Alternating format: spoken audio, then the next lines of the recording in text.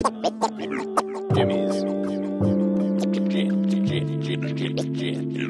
Jam Box.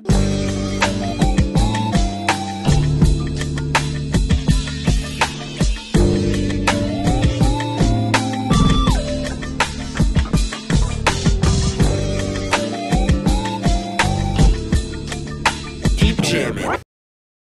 Hello, everybody. Welcome to another exciting episode of Jimmy's Jam Box. We're here. We're back at it again, and we're going to get on into it. But before we do, as always, please make sure to like and subscribe, push all the buttons, do all the things. You know, I don't know where they are, but you do, and I trust you. And with that being said, let's go ahead and get on into it. Here is today's guest.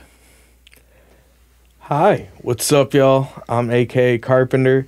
It's a pleasure to be here at the Jam Box. And I'm just excited to, just chop it up with my man here and, let y'all get to know me. Hell yeah. Absolutely. Thank you so much for joining us. Yeah, of course. Why don't you go and introduce yourself a little bit? Tell us, where you're from, what you do. Give us that Tinder profile of your involvement with music. I love that. Hell yeah. I'm originally from Southern California. I was born in Anaheim. Okay. And I was raised around, it's this town in between LA and San Diego called San Clemente. The only person of note that's famous from around there is Ryan Sheckler. Okay. And he the skateboarder. He had it going for a bit, but then I don't know how I feel about just his reputation being the reputation of notable people from that area, and I don't claim San Clemente at all. It's mostly the spawn point of white dudes who pose with fish in their dating profile pictures. Fair. Respect. No, actually, I don't respect. Well, no, I like fishing, but it's white people. You're fine.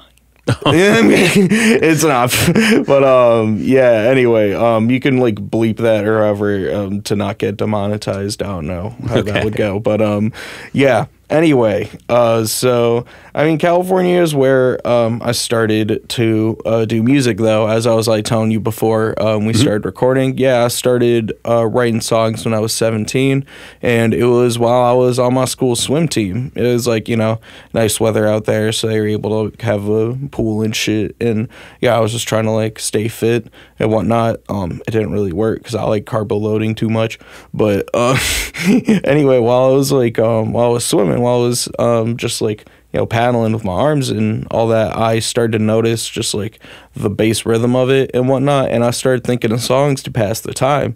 And then it just occurred to me to think of songs with my own lyrics to beats that I knew and loved, which is I feel that's a classic way that people get into it. And I just started thinking of this, building this verse piece by piece in my head, and then I got home in this little notebook that my brother got me for Christmas that year, one of the moleskin notebooks, and I just wrote down the whole verse, and I checked the flow of it with the beat, and I was wow, I'm doing it. I'm writing my first song ever.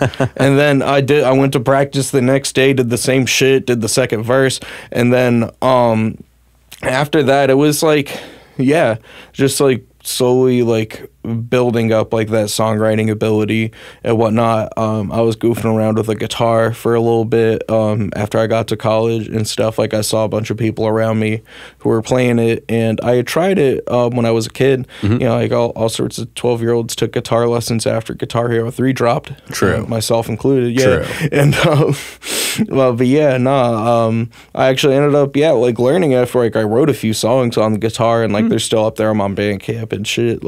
I don't know how to play them anymore. I can't but I was glad that I was able to at least do it for that long and shit.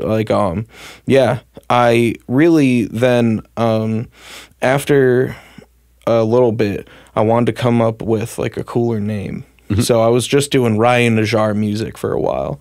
I was that's cool, but and this is a little bit of the sort of I don't know. I didn't think that people would be attracted to an Arabic sounding last name for American music, because people hear Arabic last name, they assume it's just going to be Arabic songs, and I would definitely sing in Arabic if I knew the language, but that's a whole other thing that I can talk about a little later.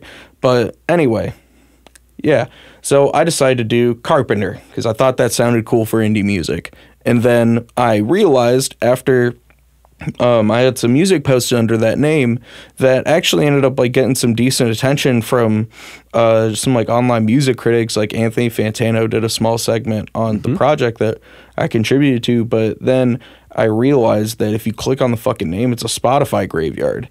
And I'm sure like you know about those, where like for the audience, if you don't know what a Spotify graveyard is, it is when you have a pretty generic name like Wave or Carpenter, for example, and every artist who picks that name just gets their music thrown under the same page.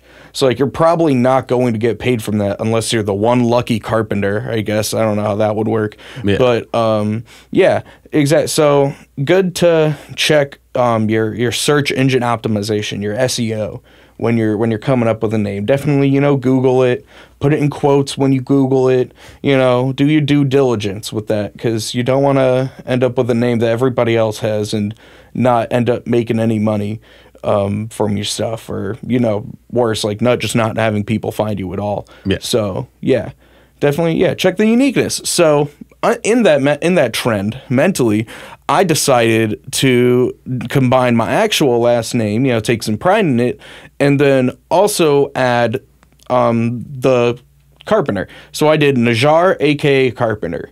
And hearing that, you are probably realizing the thing that I didn't realize until I was up on stage at an open mic, and that's a fucking mouthful. And it's like a lot and nobody remembers that when it's like 1 a.m. and I finally got to do my little set at the NYC open mic. And yeah, I was just not feeling that. So I started complaining to my roommate one night, and he was just about to go to sleep. He didn't want to hear any of this, but I didn't care. I needed a friend. So I was just talking and complaining to him, like, yo, what do I do? Like, the name doesn't, like it's too clunky, but like I need something with like a unique little thing. And he just mutters, half asleep, why don't you just do AKA Carpenter? I'm just like, you're a genius, buddy. I kiss his head, like literally kiss his head, and I immediately go change all my socials. I was like, yeah, that makes sense. AKA Carpenter. And since then, yeah, like that really did mark the beginning of me like taking it more seriously, like posting songs more regularly. That was around, I actually whipped up my own little beat on GarageBand with a sample from Yvette Young. She's like this really cool like indie math rock sort of artist, guitarist. Like, yeah, she's dope as hell. But yeah, and then I started linking with some pretty cool people from there too. My homie False Love out in New York. Also Calvin Kine, a pretty cool dude. We started linking up like via False Love. And yeah, he's a really cool dude. He was engineering for Jay Critch and Tracy for a bit and some shit like over in Brooklyn. And it was just really nice to have the opportunity to like work with someone with like that much experience, but like where the studio price was pretty reasonable. Yeah, it was like one of the $30 an hour sessions, just like at Bro's house. There was a jerk chicken and waffle place that I would and you heard me right, jerk chicken and waffles. God, that shit was so good. I would get it after every session. That was a blessing. But from there I linked up with a few homies off of Facebook, and Facebook ends up being pretty important in the music journey path from here on out, interestingly enough. So the first time it contributed was I started talking with these people I knew in a Young Thug Facebook group. It's just called Young Thuggaloo Group. The person who runs it isn't important at all, but the group itself had some cool people in it, and it's just people talking about Young Thug, who, great artist, great. Free him. Dense conversational topic. For real. Fucking free Thug. Oh my God. But what should I call it? So I started talking with my bro Alex Icky off of there, and he was doing just like, I think he was doing some of his own music stuff, and what should I call it? Like he like post like cool clothes. Yeah, if I had cool clothes. So I was like, all right, yeah, let's link. Let's do it. I want to do music, and I need you to help me pick clothes. I don't say that to him. Bless you. It's what I was thinking. But anyway, yeah. Him a few of his friends came out, and we ended up just doing acid together in New York and just walking around the city and whatnot, just like bonding, getting to know each other. And they ended up putting me down with their collective Off-World and slash 667, which I ended up getting put down with them later. It was like a subset type thing, I guess. But yeah, they're all really cool. Shout out all y'all that were on Off-World. Shout out 667 if you end up seeing this. I fuck with y'all. Still appreciate y'all. It was 100%. I'll just readjust my seat here.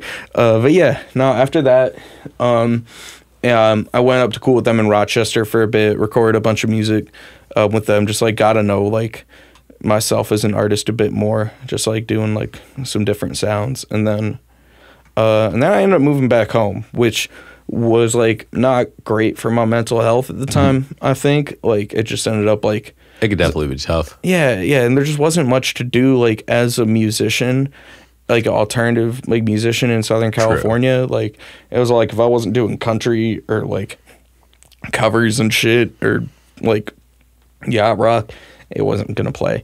So I figured like I ended up on the computer a little bit more. And I, ended up like just focusing on like I was doing journalism for a bit, and then I ended up actually finding some cool musical people in California, specifically my bro who's no longer with us, unfortunately, Fob God. He was a really cool dude. When I first got to know him, he had already like blinked on a track with Comethazine type shit. Like there was some weird drama after that, but like he had already like gone to like where he was like reaching like those sort of people. And this was back in 2017, 2018. Like that's when Comethazine was like fucking popping. And you know, he's still got cool shit. Probably I know he's doing his thing in the event that he ends up passing this by on a TikTok or whatever. You're cool. Come at the scene. I have no problem with you. You're a swell fella, I guess. But no, I don't know. I guess I mean, I could only guess. I don't really know. Anyway, Fob God. He'd be annoyed that I talk about Comethazine that much when talking about him. He'd be annoyed as hell. But let me just make up for that by talking about him even more. He was one of the first like artists that I saw like at my level, like that I could speak to. That wasn't like past like a fucking like a meet and greet fee or whatever. That had just this like cool ass like dynamic energy about him, and just like really like let shit out like when he was performing. And he was like very low stress about it too, where he would record his shit on voice memos, and he just has such an icy engineer that he could just send bro the voice memo files and turn that shit into the song. Damn. And it was like it inspired me to like where even today like now I record a lot of my shit with like a performance mic. It's not quite the voice memos, but like that low pressure feeling of like I don't even have to turn shit down around me to record. I could still have people talking around me. We're like obviously like in a setup like this with like soundproof stuff and all that, you're gonna get the crispest audio and all that. But like I've just been I don't know, some about a low pressure recording setting. Like for any of y'all watching, like if you're like sort of like wondering like, oh, should I get into recording? I feel like I want to get like this and that compressor, like special mic, whatever before I start. You can honestly start first and then figure that out later. See if it even works for your style. Like there are some really cool songs that I've heard that were made entirely on like a free app called BandLab. Like that's just, you can just get that on your phone for free. It's just in a browser too. Like you can, like the tools are thankfully out there. Like as long as you got a smartphone and shit, of course, like you can make a song and it will sound good enough to get you some plays and some money if you've got the creativity for it. And then you can, expand your options with whatever other recording equipment you want. Now, what do you use to make music? So what I use personally, so I either use a Rode NT1A, which is like my sort of nicer mic, or I use the just a Shure performance mic, like just the classic ones that you see. And what do you like record into and with? Oh, I record into it with Logic Pro. So yeah, that's that's probably another thing I should have mentioned. But I mean, like, there's like free DAWs out there and shit too. Like, you don't need Logic Pro, and also I stole Logic Pro. I didn't pay for that. Well, shit. let's remember we're talking about what you use. Yes, right. Sorry, I'm getting distracted. But yeah, no, I use Logic Pro X, like a cracked version of that. I've got a simple little Scarlett Solo USB type thing, and yeah. I actually do like my sort of ending mastering with BandLab actually. It's like a pretty like quick little tool. Just works in a pinch, you know. Yeah. If like, and I have been like at the same time like teaching myself like the more technical mastering stuff so that, you know, I don't need to rely on a free website, but the free website works for now. And when I send people back their mixes, they like them and they sound good to regular people, and that's all I really care about. At the end of the day, shout out the audio files.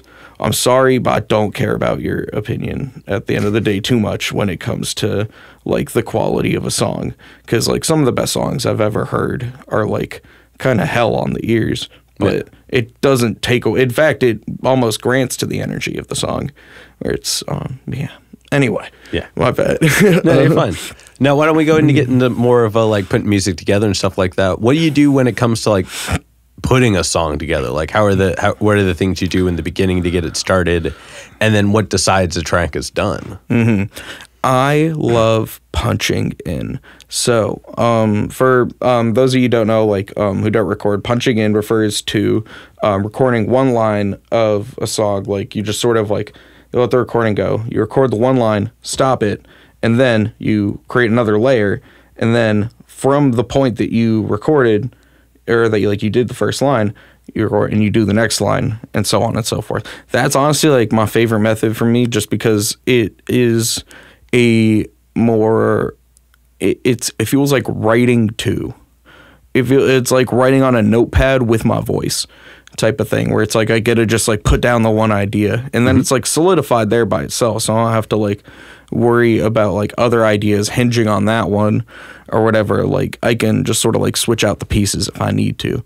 And I will do that sometimes, where like I'll listen back and be like, I could have performed this part better, or I could have done this and that line instead. So I'll be able to like switch it out and do that pretty easy. And I mean, like I started out like writing out full songs like in a notebook with a pad and paper, and I still think that's just as valid as any other method. Like I've also like had moments where I like had to sit down like on my phone and write out the whole song, or even like with a pad and paper. But and then I've had moments where I freestyled the whole thing too in like a first or second take. But yeah, definitely my favorite is punching in, just because it gives like the combination of like the preparation of writing, but with like the free spirited nature of like a freestyle, where I try not to overthink it too much, where like I obviously want the product to like sound good to me. Like that's like the end goal, is making a new favorite song of mine every time. Like that's where it's like I can't be the type of artist where I'm just creating a product for another audience. My brain won't let me do it. Like the air won't come out of my lungs type shit. Like but yeah, I pretty much decide the song is done when I'm listening back to it, and I get the feeling like, yeah, this is badass. This is a guy, like I would put this on at a party. I would like do this and that. Like this makes me like feel like extra good about myself. And then, it'll be done for then. And then I'll send it to some people, and if some of them are like, oh, it could use ad-libs, and I find that they're all making a point, then I'll do it. But if I just get like one like random person being like, oh, well, maybe you could do this and this, and it's like not really my thing, I'll be like, thank you for your advice, and then not necessarily do it. But like I'm still thankful for it regardless, because like, if I try to stop people from presenting opinions like that, then I wouldn't be able to hear the opinions that actually do like positively affect the song at the end of the day. So yeah, I just always try to keep my ears open after the song is quote unquote done to see if there's anything. But then, if it's sitting and then a bunch of people tell me like, hey, drop it, put out the song, then it's done. And then so sort of, I guess my friends decide when my songs are done. That's fair. I mean, good to have a built-in listening audience. Yeah, it is. It's really nice. I mean, yeah, just like I have my partner too, who like we don't listen to all the same music and whatnot, but we do have some overlap, and I always show them the early versions of my songs and like just like every step of the way, pretty much. Like I just like love hearing like them out. I think they got a great year on them, and yeah. I also got I'm in a few music collectives too that are like semi-connected with each other, but they're independent.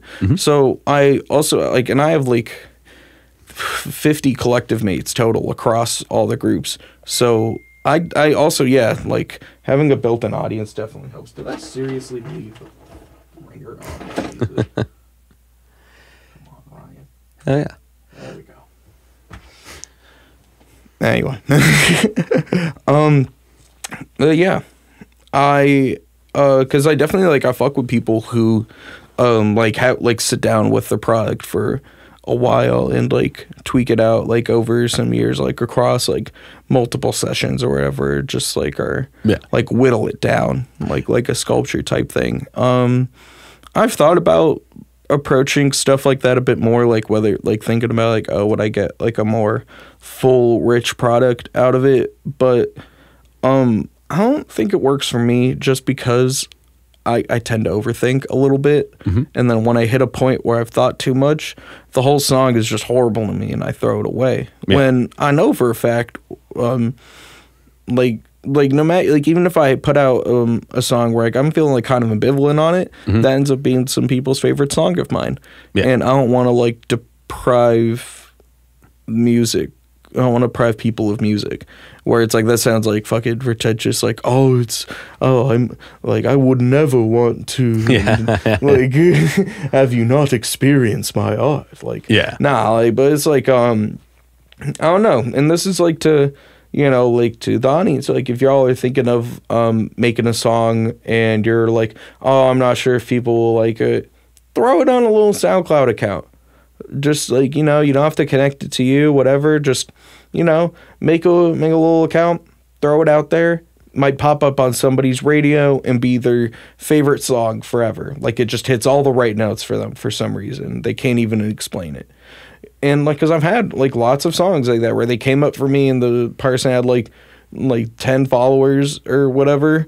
The song kicked ass and I've just had it like having my playlist for years and years. And I'm like, I might be one of the only places where the plays on that come from, but once you get a few of those together, that's a fan base. And then once you get a few more units of that together, you've got a music career. Yep. So,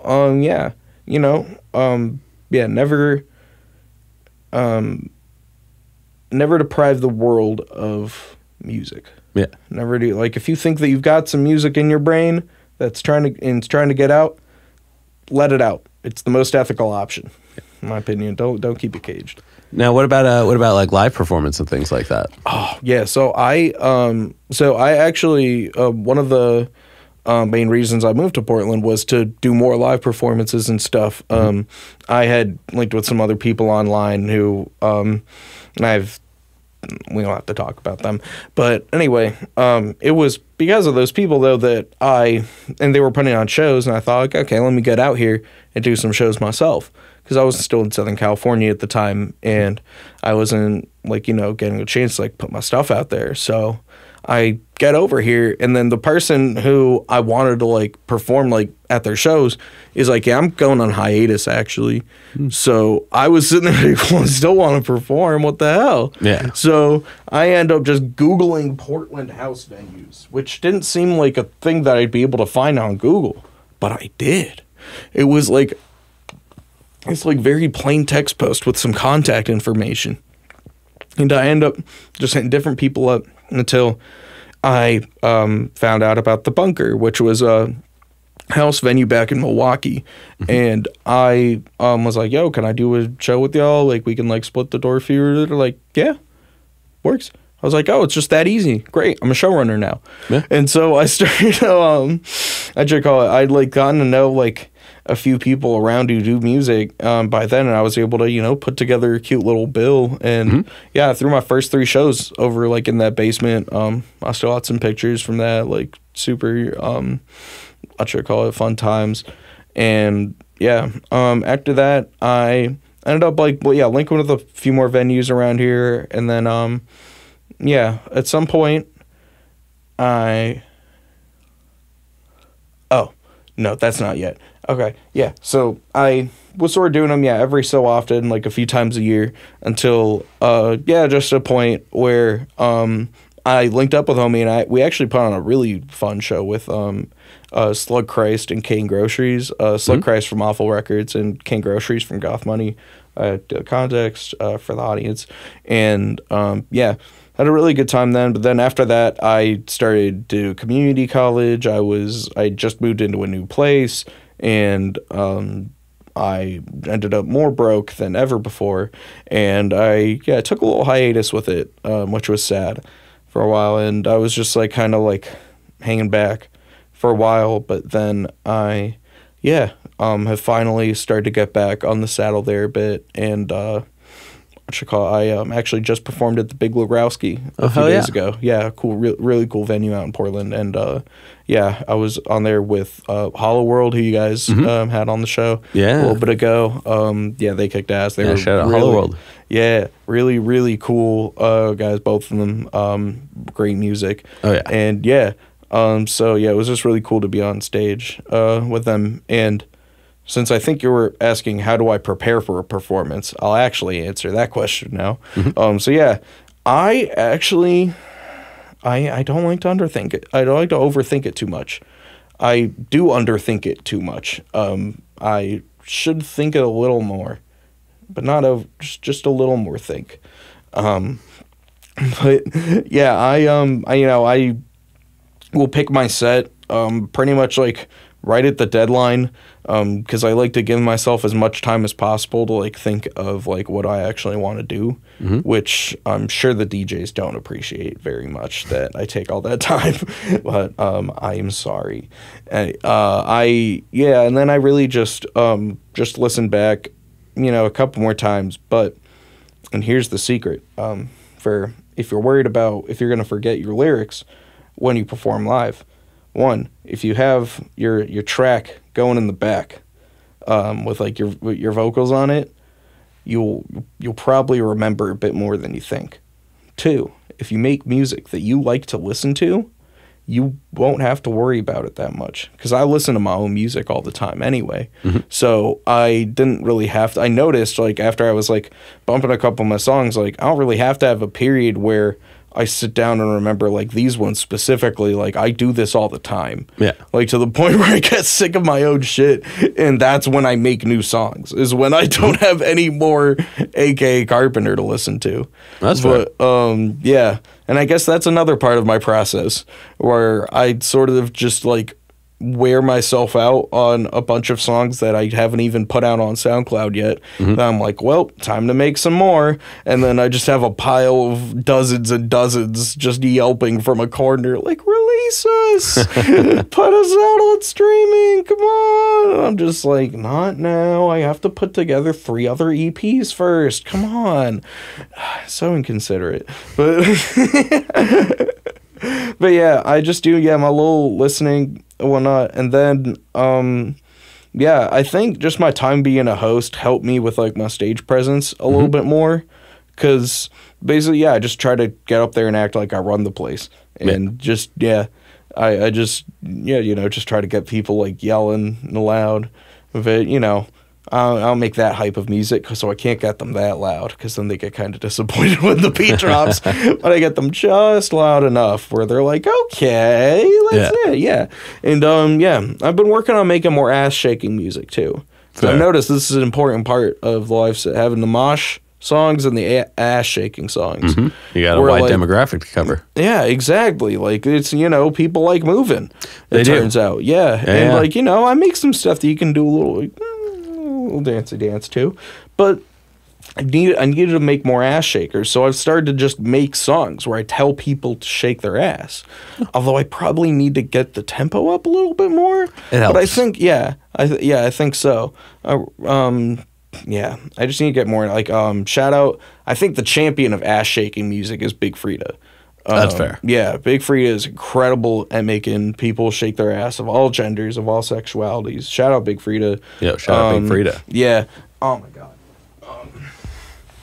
And yeah, other than that, yeah, I've just been trying to like take pride in like every stage of myself, or like the little indie carp, little folksy moments, the more like hyped up, like dramatic sort of emo stuff that I would do like back in the day. And then yeah, like the plug and like more chill stuff that I've been doing now. Like I try to pay homage to every point of myself. Oh, yeah. I feel like that's how I can get the best product. Oh yeah. Now, do you have a song, like if you could only show anybody one of your songs to kind of like give them the gist of you, which one would you pick out? This is kind of a tough one because I know, like if I had like some my homies over here, they would be like yelling like some very specific choices, which I might as well like say. A lot of people would probably tell me to show people. This one song I got, Gerard Way, Lil Keed, which is like, it's like a cute little like indie type song. It's like not the style that I always do, but I had a really fun time like on the delivery with that one, and yeah, it's like me paying homage to two of like my biggest influences, Gerard Way and Lil Keed. R.I.P. Lil Keed. That shit sucked finding out that he passed, bro. He was gone way too early. Like, it's such a fucking like fun, dynamic voice. Like, so fucking like that was like, it's like I would damn near crash my car listening to his shit in my like, oh my god. I love Keed a lot. Super cool artist. That was like one of like the first few like famous deaths that like actually was like, oh man, what the hell, like, because I was just like, I'd formed like a personal connection with the music at that point. And then Gerard Way too, like speaking on them, like I just think that they're like an incredibly dynamic vocalist, like just powerful, and I always wanted to have that sort of like soaring quality with my vocals, like when I like hit certain notes like that. Like I like being able to just like really like belt into it like that. And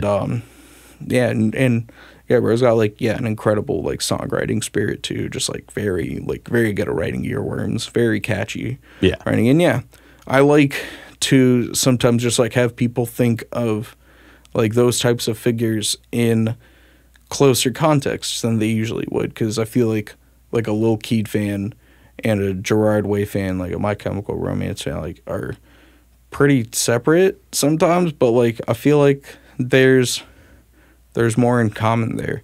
I think that they probably would have made cool music together.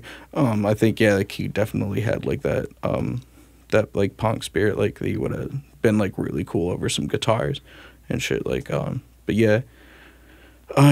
as far as that song that I named after both of them, it emulates neither of their styles, actually. Doesn't sound like either of them.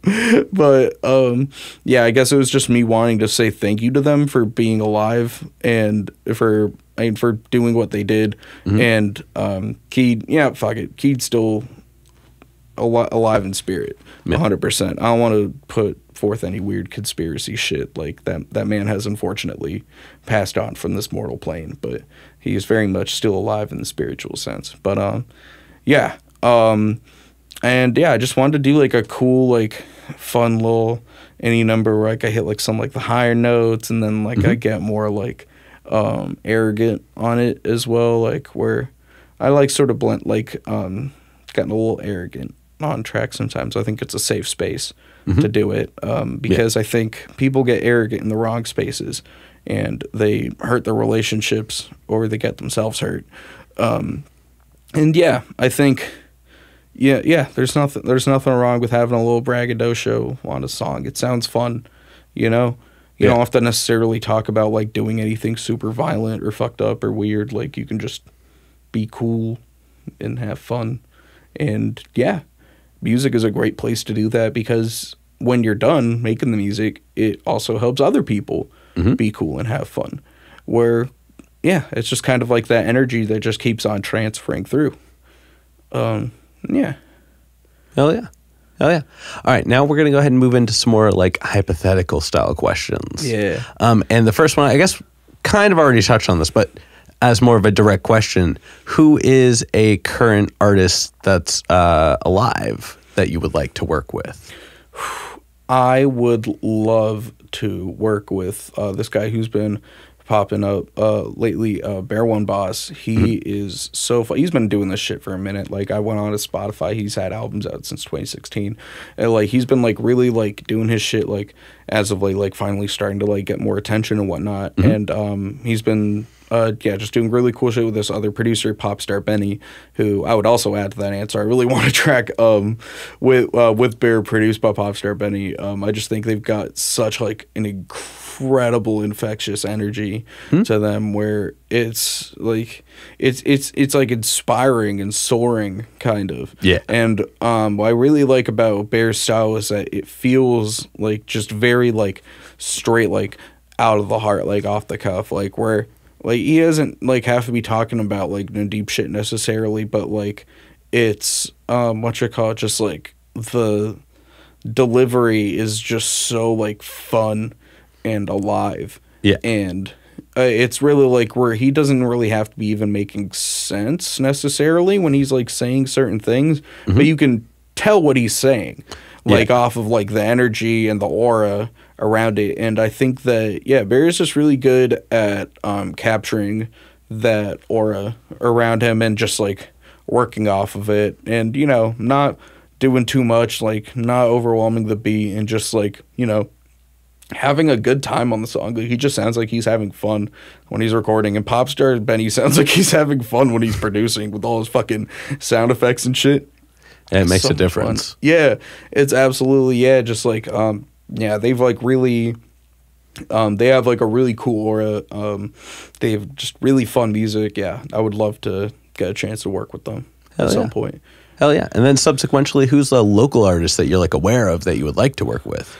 Ooh, I was actually on the bill with for the Big Logrowski show with this one artist named Eunhae, who is a Korean artist around here, and she seems cool as fuck. Like I unfortunately she wasn't able to make it out to the show for some reason. I wasn't quite sure, but I got a chance to listen to her music a bit when they added me to the little group chat for that show, and yeah, just super like fun, like auto-tuney, like pluggy like shit, but then able to do like the sort of like acoustic folky stuff too, where I was like, damn, like this kind of sounds like the sort of like the path that I took with music, but like you're like cool as fuck and a bit more successful with it, and also like it's just like a warm like fun vibe that she brings with it, and I admire her work a lot, and I'd love to get the chance to work with her 100%.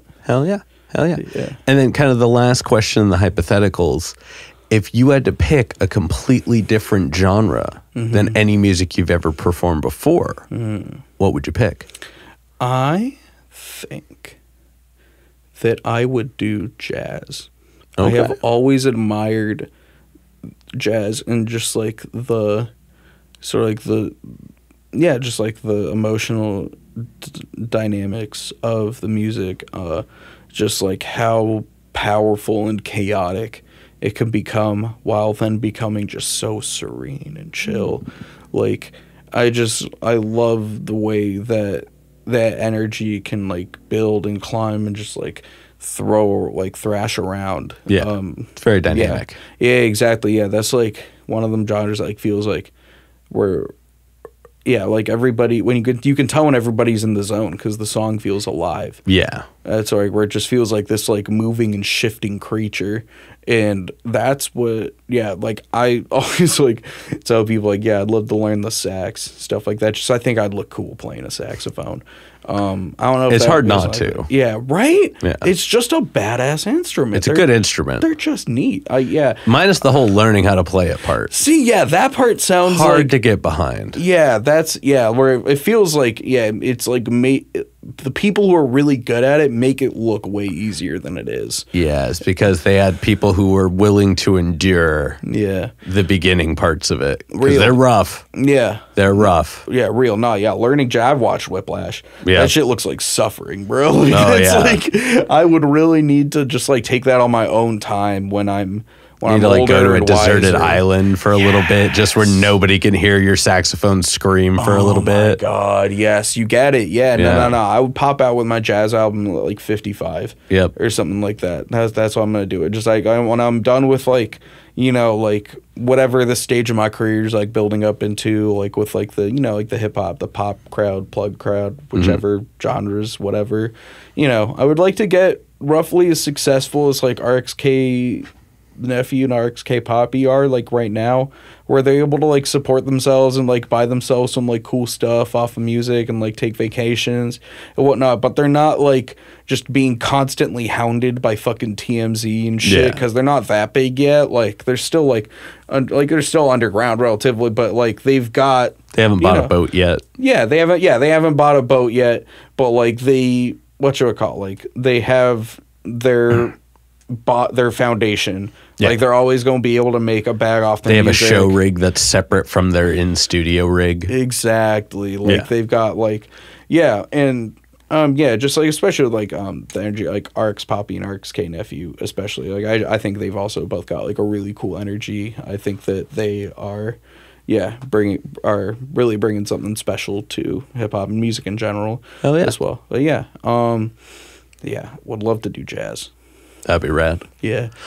All right, we're going to go ahead and start wrapping things up. Why don't you go ahead and tell us what do you have coming up, say, like the end of October and onwards? All right. So, the end of October is my birthday, actually. Oh, happy birthday. I'm born on Halloween. But yeah, October 12th, I've actually got a show coming up at Crush Bar that I'm co-hosting with my wonderful partner, Papa Titty, and a very good friend of mine and my roommate, Ripper Some More Smokes, who is another drag performer as well. Very cool person. Both of them very cool people. You can follow. I'll get to that later. But anyway, and then end of October is my birthday. I'm gonna try to get some more stuff going too. I might have a show in November, Crush Bar as well. We've been talking with them a little bit more. They seem like a really cool venue, and I will end it off. Yeah, y'all can follow me at fake AKA Carpenter. Y'all can follow my partner at Papa Titty Drag, PAPA Titty Drag. I'm sure you can figure that out from there. And then Ripper dot Simore with like 2 M's, SIMMORE dot Smokes with a Z at the end, I think.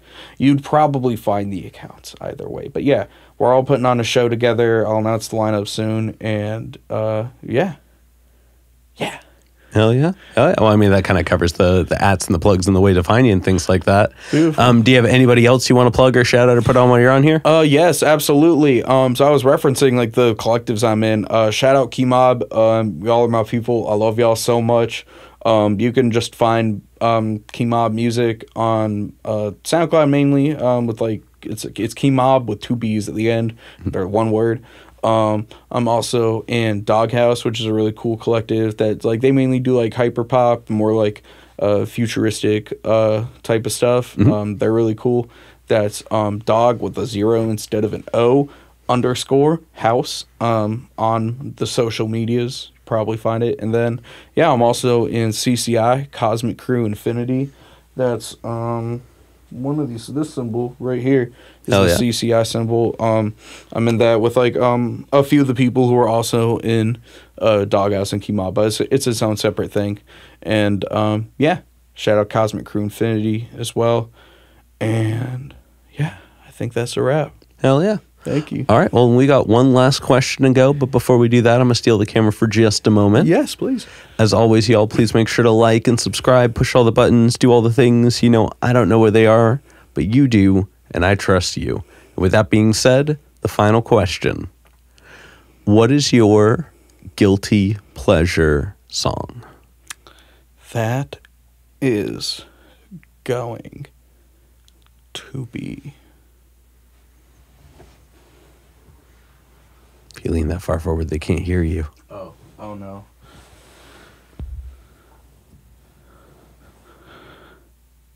Why would I be guilty about listening to music? World is hell, and we live in a nightmare. And I'm already trans femme and Arab, and the world is a nightmare. And y'all can't make me feel guilty about listening to nothing. So go fuck yourselves. Yeah. That wasn't the answer, was it? I mean, do you not find any songs silly that other people don't find them as enjoyable as you do, but you do and you don't care anyways? Is that not an optionable as mentality? I guess so. You know, I hadn't really thought about it like that. Where, like, yeah, I guess I've tried to not feel guilty about it anymore. But I guess, oh, well, I mean, oh my God, no, I got a real answer. Okay, ignore all that fucking holier than thou bullshit I was saying earlier. My answer is The Foggy Dew by fucking which Irish band is that? It's you can look it up. Yeah, I can look.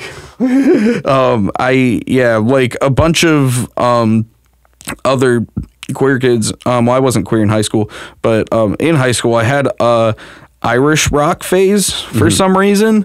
I don't know why. I can't tell you why. But I did, and one of the first songs I ever heard, it was like off of Pandora. I was listening to Pandora radio back then because like I just had no real personality, and so I think it was. Oh, yeah, they were just called the Dubliners. I probably... Yeah, shout out the Dubliners. Yeah, shout out the Dubliners. They've got some... Yeah, they're all... Yeah, they just seem like some Irish fellas, you know? Shout out being Irish. Yeah, somebody's got to be. Yeah, somebody's got to be Irish, you know? And that's the real takeaway from here, that, you know, at the end of the day, yeah, someone has to be Irish. It might as well be you. Unless you're not Irish, then it's not. Then live your truth. Yeah. All right, we're going to go ahead and get up on out of here. Thank you so much for joining us today. For sure. Thank you so much for having me. I really appreciate it. Hell yeah. Yeah. All right, we're going to get up on out of here. This has been another exciting episode of Jimmy's Jambox. I'm Jimmy. And I'm AKA Carpenter. And we're signing off. Later, y'all. Peace. That's a wrap. This is not a podcast. This is a show.